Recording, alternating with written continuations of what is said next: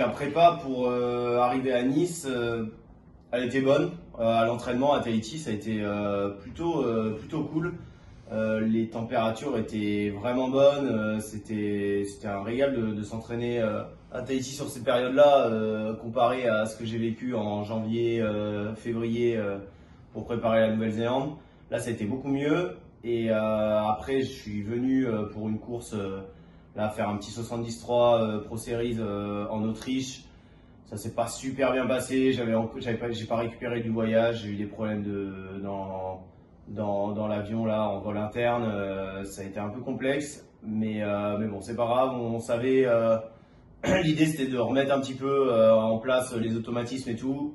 L'essentiel est fait. Maintenant, ça fait déjà une semaine que je suis là et du coup, j'ai pu bien récupérer et tout va bien.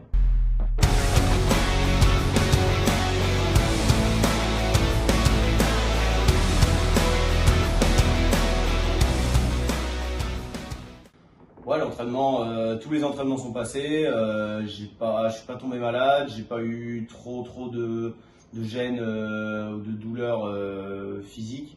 Donc ça c'est plutôt cool. On a un petit peu modulé avec la douleur à ma cheville droite.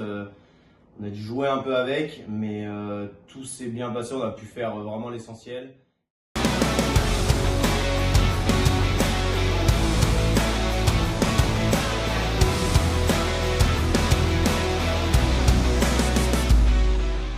Donc la dernière semaine, là sur Nice. Déjà, ça fait 2 semaines plutôt que je suis arrivé. La première semaine, c'était encore repérage de parcours. On remettait un peu en place les automatismes et repérage des descentes surtout parce que le parcours est très technique. Et là, depuis lundi, je suis vraiment arrivé sur Nice même. Là, on sent un peu la pression, l'atmosphère du championnat du monde qui monte. Le programme, c'était un peu de répondre aux médias, faire des interviews avec les sponsors. Là, on sort du briefing de course et voilà, c'est beaucoup de sollicitations. On fait du jus et on essaye de surtout pas en laisser sur tout ce qui est les à côté du sportif et rester focus sur soi et sur ce qu'on sait faire, quoi.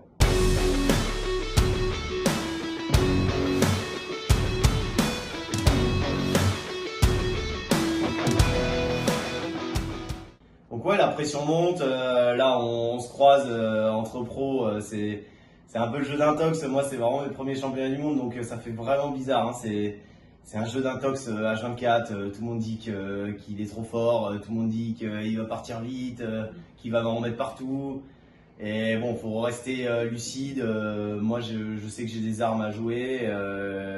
Je vais prendre un peu à contre-pied tout le monde justement en ne jouant pas trop agressif et puis voilà. Mais ouais, la pression monte quand même relativement bien là sur les 2 derniers jours. C'est quand même quelque chose.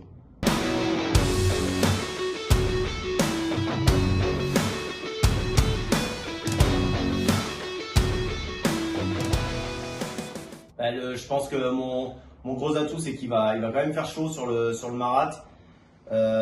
Donc voilà, moi je vais rester humble encore une fois sur la distance.